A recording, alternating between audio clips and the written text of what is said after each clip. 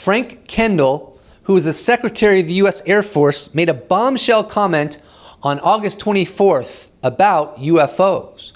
When we consider his rank within the U.S. government, this is by no means trivial. The Secretary of the Air Force is the civilian leader of the Air Force responsible for organizing, training, equipping, and assuring the welfare of nearly 700,000 airmen, guardians, and their families. He's extremely high up in the government, to say the least. This comment from him was acquired by journalist Brian Bender of Politico. I will read the quote and then discuss it with you. Let's go! This graphic was created by Danny Silva, and here's the quote by Frank Kendall, Secretary of the U.S. Air Force, active duty. I've given a great deal of thought to defending American airspace, but not against UFOs. If asked to do that, then we will do it. This is a thing that's been around for a great many years. I know a lot of people take it very seriously, and I think we should take the phenomenon seriously and try to investigate it. I don't consider it an imminent threat to the United States or the human race, these phenomenon occurring. But they obviously tweak a lot of people's curiosity and encourage speculation. So if we're asked to take that on, we will. I would have to see evidence that it was something worthy of the attention of the Air Force as a threat. Our job is to protect against threats. I have a lot of known threats out there that we're working very hard to protect the U.S. against. I'd like to focus on those. Before I dive into Frank Kendall's very interesting comment, I want to take the opportunity to provide some counter-arguments to an article that was published, to the best of my knowledge, on July 21st by Chris Tolve, and it was published on the Space Channel website. The title of this article is How the Government Got Duped by UFO Enthusiasts, and it begins with a billionaire, a spy, and a rock star walk into a bar. The billionaire is Robert Bigelow, the spy is Luis Elizondo, and the rock star is Tom DeLonge. The thesis of this article is represented by the title, which expresses that the government has been duped by UFO enthusiasts. And the article basically conveys that the UFO report that was recently released by the DNI and all of the recent coverage of UFOs in the media and the sea change that has occurred within government is merely the result of gullible people such as Harry Reid and George Knapp influencing the very structure of our government. Now, this is surprisingly a popular assessment in some skeptical circles, as is demonstrated here by Mick West responding to Eric Weinstein. I'm not going to go into Eric Weinstein's tweet, maybe later in the video, but for now, I'll just give you what West said. This is a nonsense take from Eric Weinstein. It's an interesting story how the legacy of George Knapp taking Harry Reid to a UFO conference in 1996 cascading into a giant distracting UFO flap in 2021, but it's not the top story in the world. This will become clear. I will go over multiple reasons why I take issue with this article, but the first one that comes to mind is the very logic being utilized to make his case. And I explore that very concisely in a 4-part tweet thread. The biggest problem I have with this article is it is using logic that UFO believers get criticized for, which is ironic. The article is one big assumption with no proof whatsoever. Using same logic, I think UFO believers can make a much better argument for UFO validity. Just as we have no concrete proof in public domain of beyond next generation tech UFOs existing, this article has zero proof the government got duped by UFO enthusiasts and yet champions this conclusion anyways. It's basically a conspiracy theory about a conspiracy theory. If people want to talk about woo and how some believe in woo, that's fair play. But this article takes the liberty to draw conclusions that are utterly interpretive without any proof. If you're going to criticize the logic that UFO believers use, then you probably shouldn't use that same type of logic to discredit the UFO issue. Any careful reader will see right through that. It's a glaring irony worthy of criticism. We do not have any smoking gun evidence proving some UFOs represent beyond next generation technology of unknown origin within the public domain that I know of, and that's a fact. But what we do have is an enormous amount of government documents, not just from the United States, but other governments as well, giving credence to that assessment. We have an enormous amount of people of the highest credibility coming forward, giving their testimony on their sightings and their experiences regarding this phenomenon.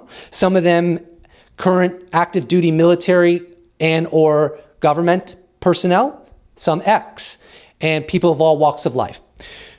We also have an enormous amount of highly corroborated UFO sightings that are very difficult to hand wave away. Furthermore, within all of this evidence, there are clear patterns that have emerged over the decades that are also hard to ignore.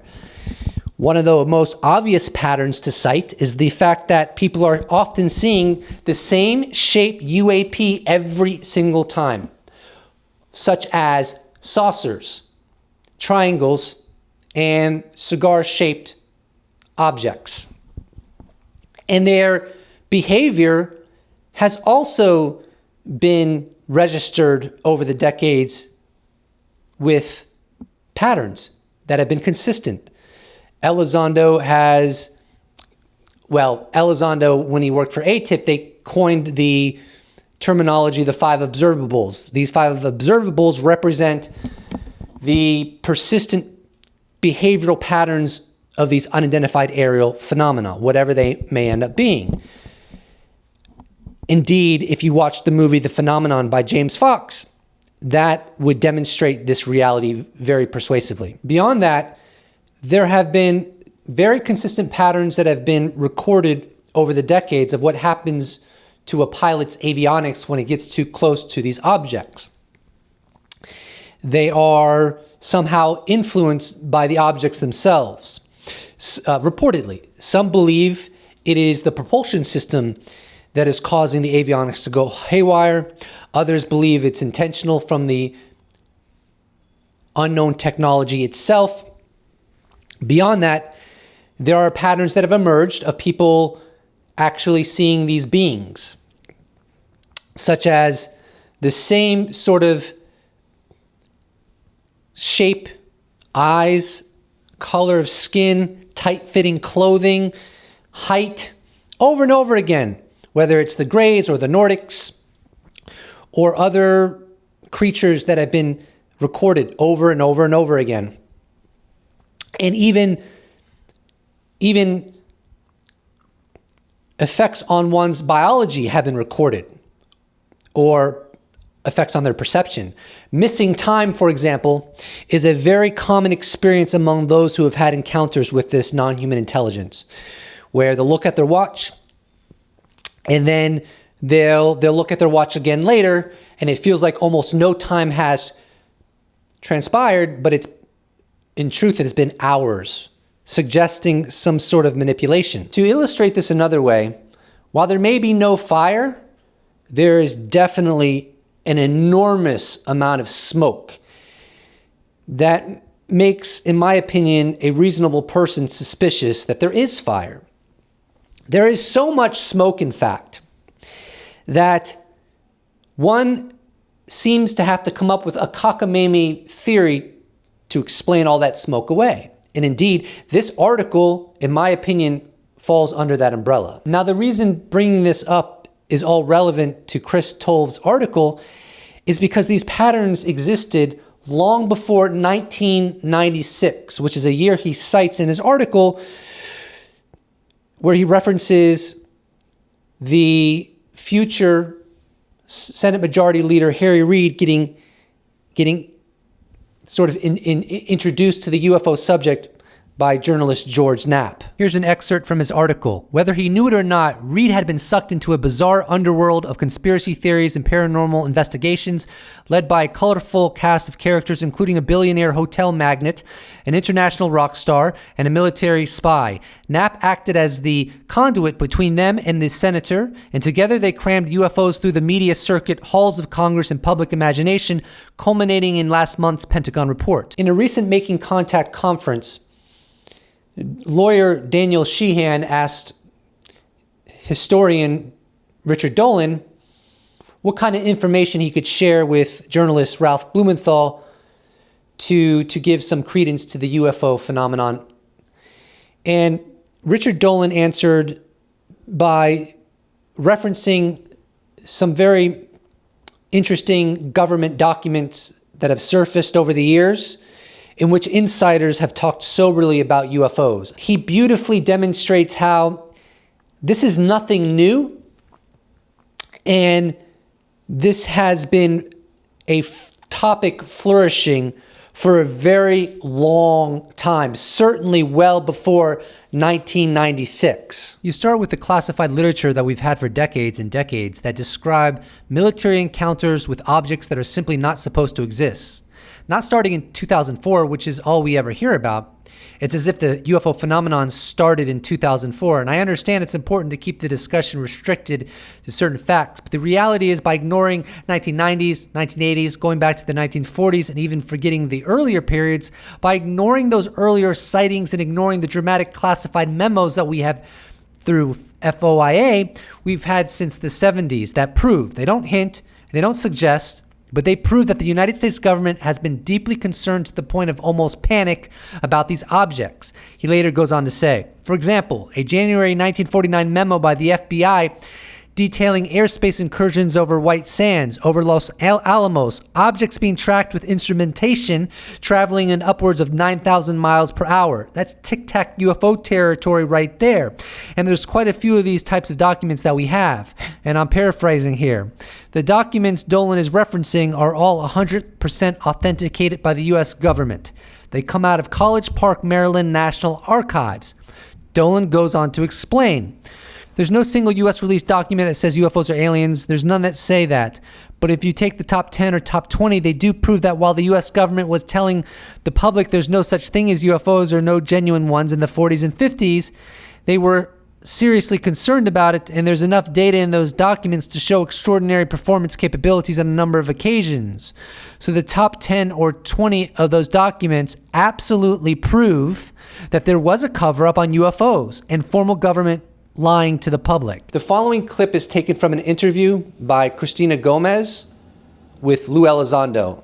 And Elizondo prior has been missing in action for quite a while, so I definitely recommend checking that interview out.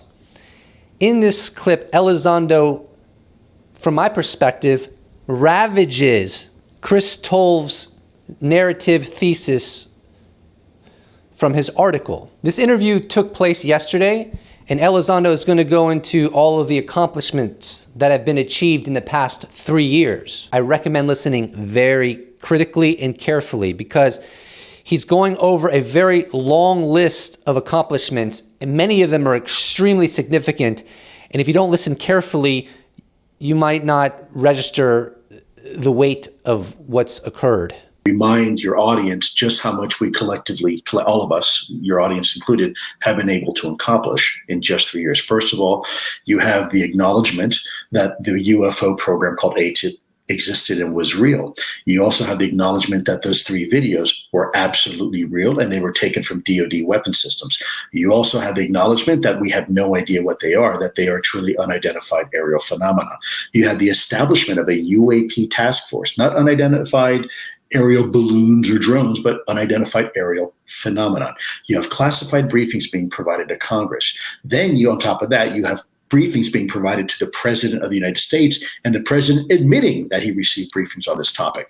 Then on top of that, you have a 180-day report, which I suspect we're going to talk about a little bit today, and what that means. And on top of that, you have a signed document by the DepSec that came out and said, hey, look, Kathy Hicks saying, we need to develop a strategy, a long-term strategy, not just something to answer this 180-day report, but long-term going into the future. We need to provide resources, assets, and talent behind it.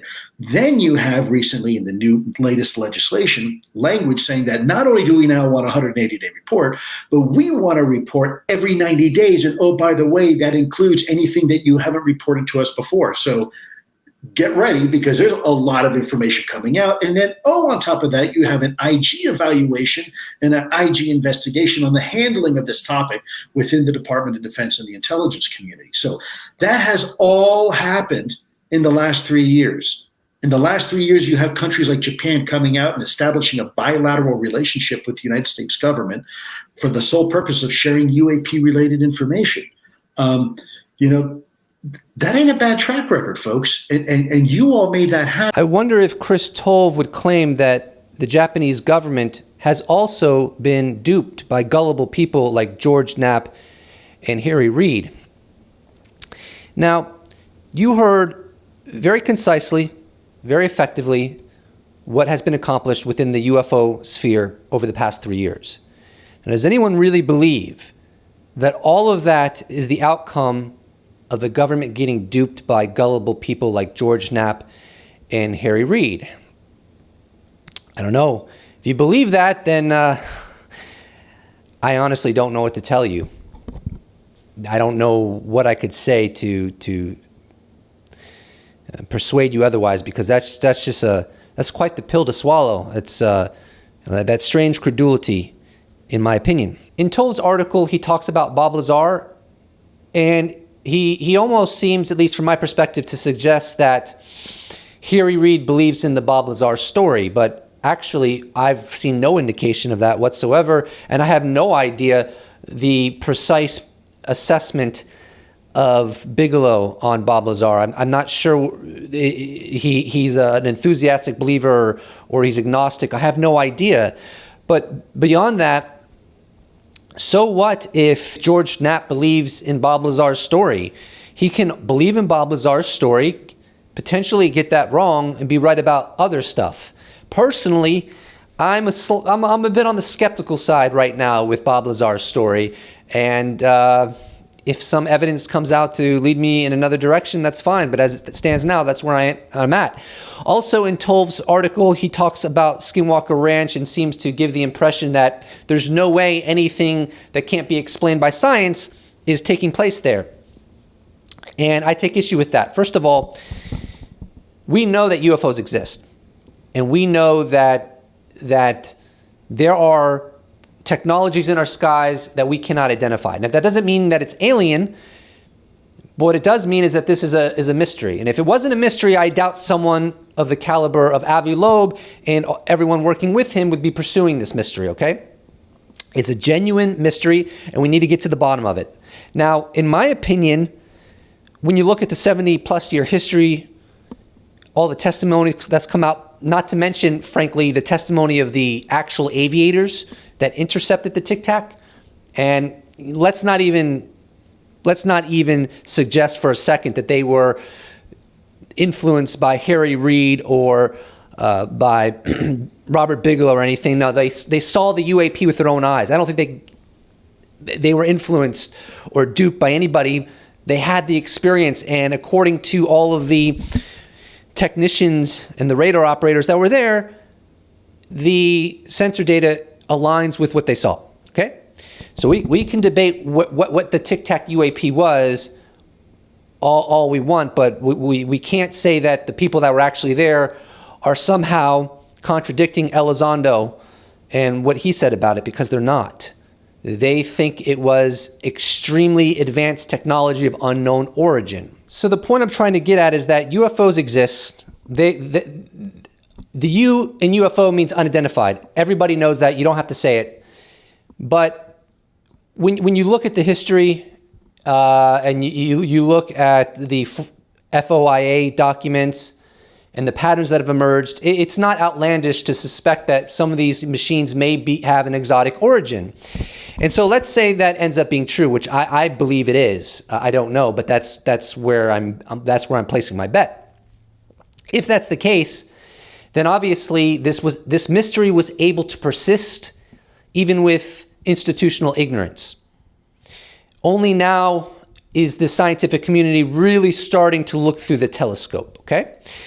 So if this does end up being an exotic scientific discovery, like quantum mechanics, and it deals with another intelligence, then this underscores that mysteries can persist and our institutions can be completely ignorant of them.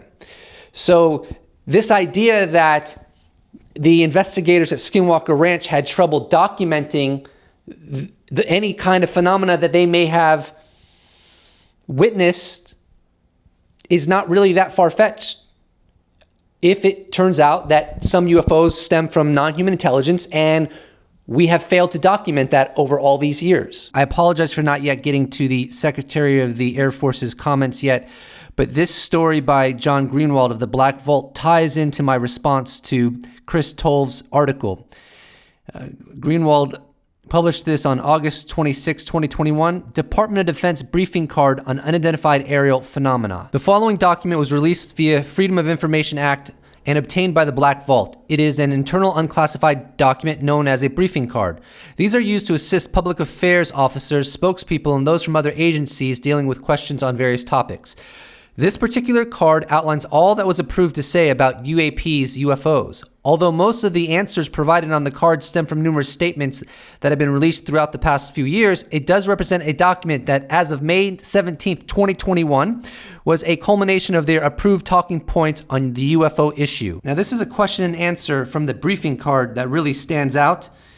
And as has been explained, this is used to assist public affairs officers, spokespeople, and those from other agencies dealing with questions on various topics. Question: has the department found any evidence of extraterrestrial technology? Answer: the examinations into incursions by UAP are still ongoing. The department does not comment on intelligence matters. Now, this question and answer from the briefing card makes absolutely zero sense. Now, look, I know the government's not a monolith.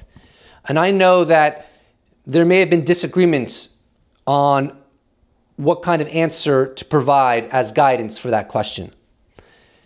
I don't really care. It still makes no sense. Now, there has been talk on Twitter about how this being a provided answer is dangerous because it's going to fuel conspiracy theories. Well, let me raise my hand. I'm one of those people. This absolutely contributes to my assessment that there are people within the Department of Defense that assess we are not alone in the universe. Do you think Elizondo is an outlier? Just some crazy loon that happened to work his way up to very high levels within the US government? And he's just some outlier who has these beliefs that can't be substantiated about UAP, and that's not really represented by many other people within the Department of Defense. He's just a crazy guy. No, that's not the way this is going to turn out. All right, I've been watching this and following this for a very long time. And you can disagree with me, you can bet against me, go ahead and do it. He believes what he believes, and he has stated what he has stated because of one simple reason. He's been briefed. He's seen the forensic, scientific evidence himself. And that is what fuels him to say what he says. That is what fueled him to leave the Department of Defense in protest and inform the American people of what's going on. I can assure you, according to my analysis, which could be wrong, that he is among many who have been briefed. Now, I say that it's relative. Most people in the Department of Defense are not getting briefed on UFOs. It's highly compartmentalized, it's highly classified, and they do not want this to get out into the public. That's why this has been sequestered away so aggressively for 70 plus years. But there are other Elizondos in the Department of Defense, and they're not just crazy people. They've seen the evidence. The evidence is overwhelming. It is scientific, and it is indisputable in my opinion. Now, this brings us to an August 20th, 2021 article by Gallup. Larger minority in U.S. says some UFOs are alien spacecraft. Washington, D.C. More Americans are taking UFOs seriously than just 2 years ago. When asked which of two theories better explain UFO sightings, 41% of adults now believe some UFOs involve alien spacecraft from other planets, up 8 points from 33% in 2019. Half of Americans, down from 60% in 2019, remain skeptical, saying all UFO sightings can be explained by human activity or natural phenomena. Another 9% are unwilling to venture a guess. Now, in the beginning segment where I started talking about the briefing card, I conveyed that approved answer to that question, which, as has been explained, is to assist spokespeople, public affairs officers and anyone from any agency being asked these questions. I said that approved answer to that question makes 0 sense. What I meant was, it makes 0 sense if we assume that there are people within the Department of Defense who are highly confident that they have no evidence of extraterrestrial technology. That Gallup poll has demonstrated that there is a growing number of Americans that believe some UFOs represent non-human technology, and I can assure you that a huge percentage of that, if not all of that, believe that the US government is covering it up. When you consider the environment that we are currently in and how this is currently and persistently escalating, more and more people are starting to believe that UFOs are real and potentially of non-human intelligence and that there's been a cover-up. And can you blame them? Can you blame them? Have you been watching the news over the past 3.5, 4 years? People making their rounds on CNN, MSNBC, articles in the New Yorker, the New York Times, the Washington Post, the Washington Examiner, and on we go. 60 Minutes having a segment, which by the way is going to be shown on 60 Minutes again pretty soon, that we learned from Elizondo. In this environment, can you blame anybody for being suspicious that there is a there, that where there is smoke, there is fire? Can you blame anybody? And if you can, I question your objectivity. Now, I will confide in you. Let's say John Greenwald got a hold of that briefing card, and where it asks in the question that is approved, does the Department of Defense have any evidence of the existence of non-human technology, extraterrestrial technology? And let's say instead of the answer saying what it says right now, which is basically during investigations into UAP incursions, which are ongoing right now, we do not talk about intelligence matters. It said, currently, there exists no indication of extraterrestrial technology. Now, let's say that answer was the answer in the briefing card. Would I still believe that the U.S. government is lying to us and is covering up their possession of smoking gun evidence of non-human technology? The answer is yes, I would still believe it. And I think that makes a lot of sense, since I think they've been lying to us for a long time, and only starting now are they coming clean. Having said that, would them saying that and being that forthright, saying, nope, we have no evidence whatsoever that our department has come across evidence of non-human technology, if that was on the briefing card and that was the answer that they were recommending to spokespeople and the like, it would have taken wind out of my sails. You better believe it would have made me less enthusiastic to come to the assessment that I do. I would start wondering, wait a minute, if this escalation is all real and the jig is up, essentially, and the house of cards is falling, as I like to say, why would they put that? Isn't that going to open them up to lawsuits and blowback and all kinds of things? So even if I would still maintain my more or less belief that they're covering this up, the answer that would be definitive, saying, nope, we have no evidence. We have no evidence of non-human technology. If they would have said that in such a declarative way, that would have given me pause. Would it have nudged me away from my belief? No, not completely, but it would have had an impact.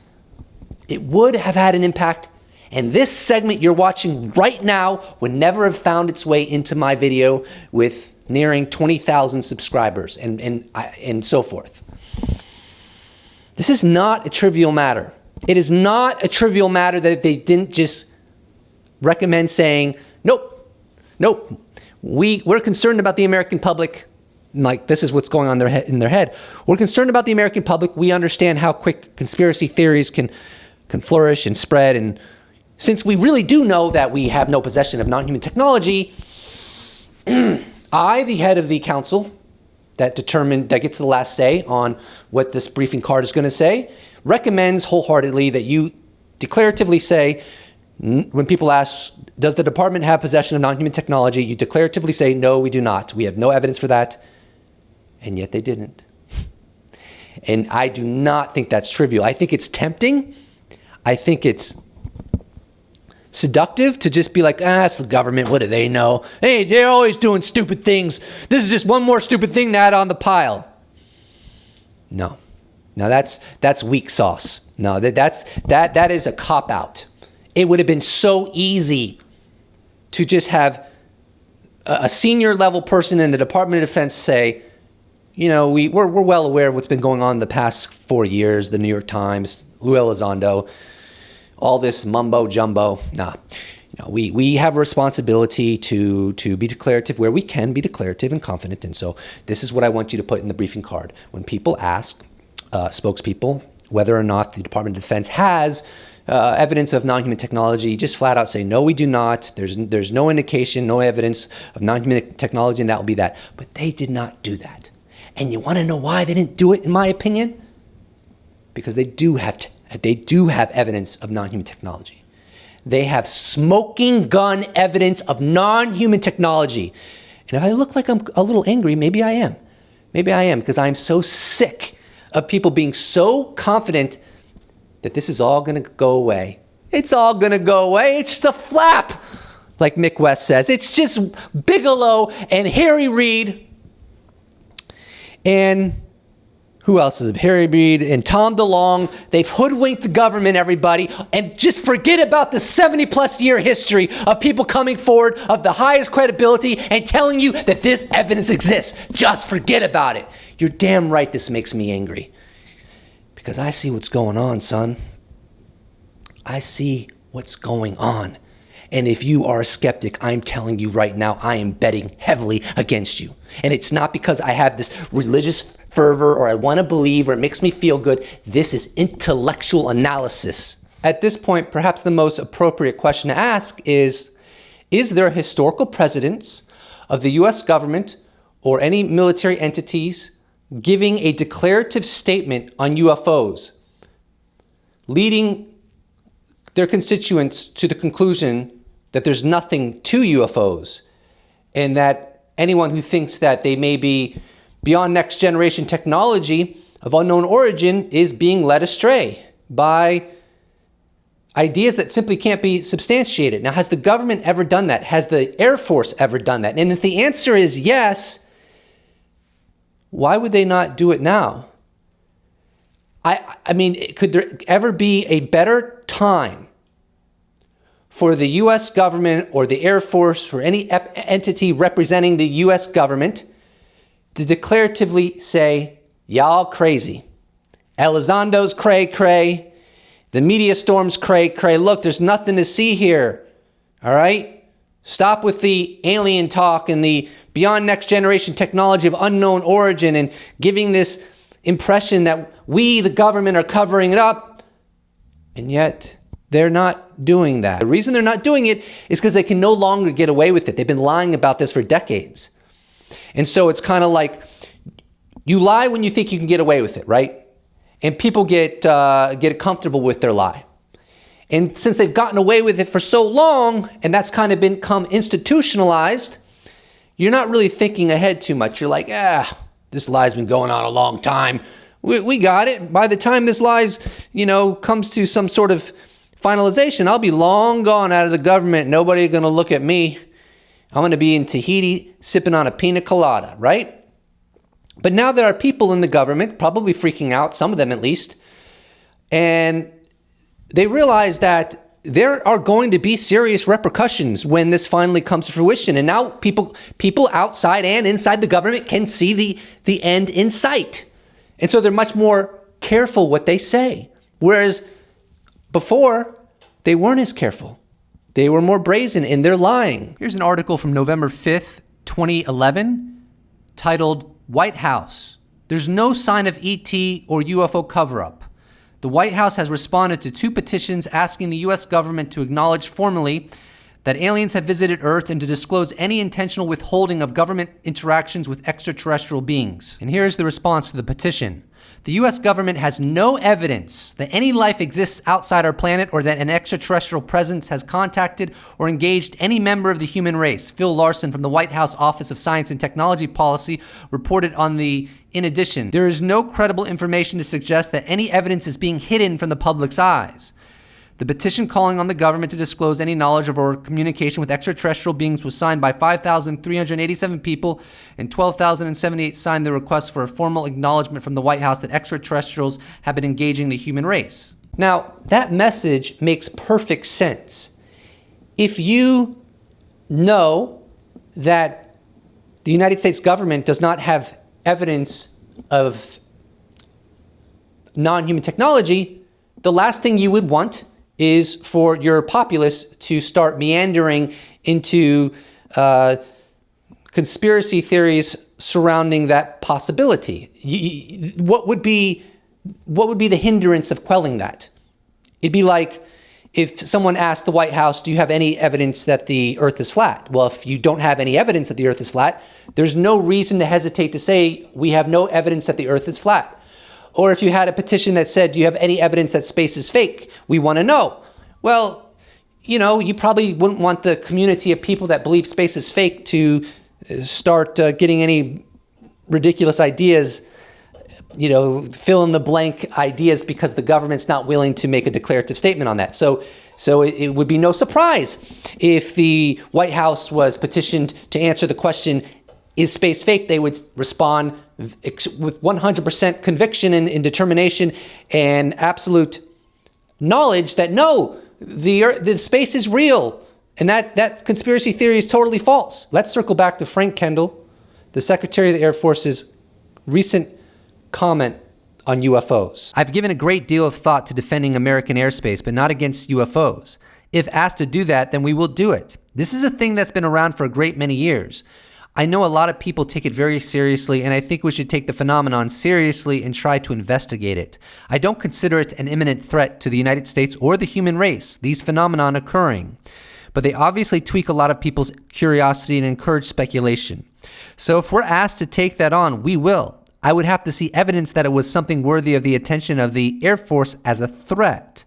Our job is to protect against threats. I have a lot of known threats out there that we're working very hard to protect the U.S. against. I'd like to focus on those. So right off the bat, the reality is that the Secretary of the Air Force, Frank Kendall, does not see UFOs as a threat and has never been asked to defend the United States against UFOs. Now, this is important. This is really important because it really is in opposition to people who are making the argument that the United States government is building up a threat narrative. Because Frank Kendall has clearances, top secret. He knows about what's going on in the Air Force. He's read in. He knows the threats of the United States. He has to as part of his job, and yet he's still making the statement that he's never seen UFOs as a threat, and he would only defend them if asked to, but he's never been asked to. Why has he never been asked to? Because the Air Force doesn't see them as a threat.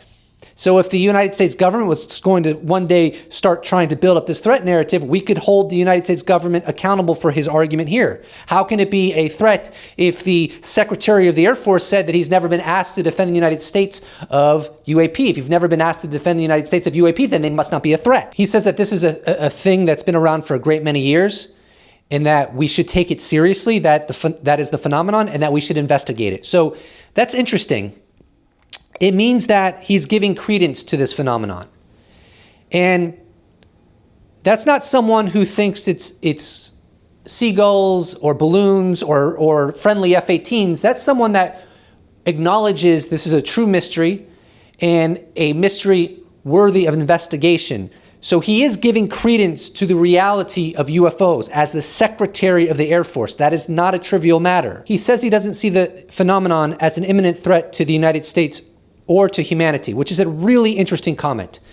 Because when we think of threats to the United States, we think of adversaries like China or Russia. But if we were to envision a threat to the human race, we would think of something outside of the category of an adversary. So in his own way, frankly, and I don't think I'm reaching here, he's acknowledging that UAP may represent something entirely different, outside of the confines of an adversarial threat. Finally, Frank Kendall says that he has seen no evidence that UAP are a threat, and that is why he doesn't focus on it. So he will not focus on it until he sees evidence that it's a threat. But he is very well established in his understanding and knowledge of threats that have been proven. And that's why he wants to focus on those threats, not theoretical threats. So again, people within the UFO community trying to shove down your throat that the United States is building up a threat narrative, they're just wrong, in my opinion.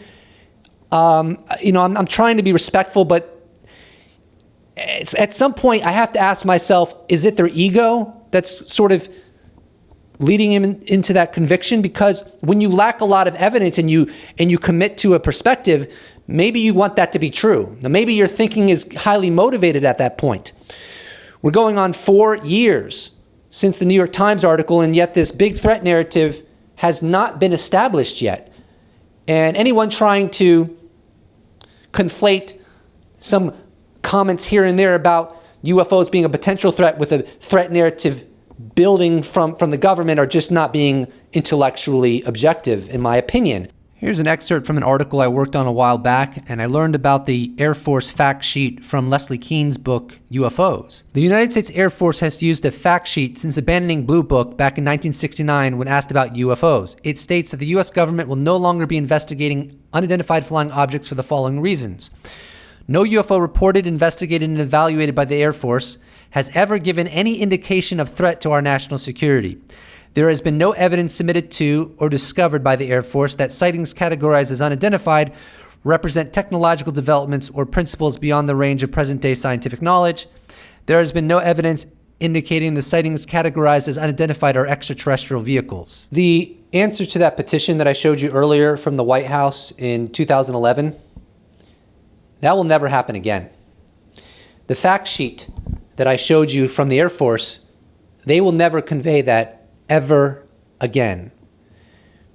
The bottom line is that the lies that have been told over many, many decades about UAP are coming to an end. This is not a flap. This is not hysteria. This is not some sort of random ebb and flow of the UFO subject. This, in my opinion, is the light at the end of the tunnel in terms of those who have always been suspicious that the U.S. government and other governments were not telling the truth. And as Elizondo stated, in the new legislation that's associated with the 180-day report, it's asking for more. So now Congress is going to get a report every 90 days, and it has to tell them whatever they know even before 2004. Let me play a clip where he goes into that a little bit. 1. Does the IAA (parentheses FY 2022) require the UAPTF/NASIC to report to Congress on UAP events pre-FY 22? Yes, it does. That's the key. Every 90 days, and whatever you haven't reported in the past since the 1940s is supposed to be reported to Congress. So my estimation is the jig is up, the house of cards are falling, and this will go down at minimum as one of the greatest world scandals in human history and one of the greatest realizations of our species. And I know that sounds ridiculous to some, but let's see what happens. I'm giving you my best analysis. Now, why do I do this? Why do I make videos like this? I've been thinking about this a little bit lately, and if you would have asked me a year ago, I don't know if I could have given you a very good answer. But let me just end this video with why I make these videos. Okay, so I make these videos because of people. If you don't love people, then who do you love? And to me, people have a right to know about the reality of their universe. I make these videos for truth. what could possibly be more important than truth?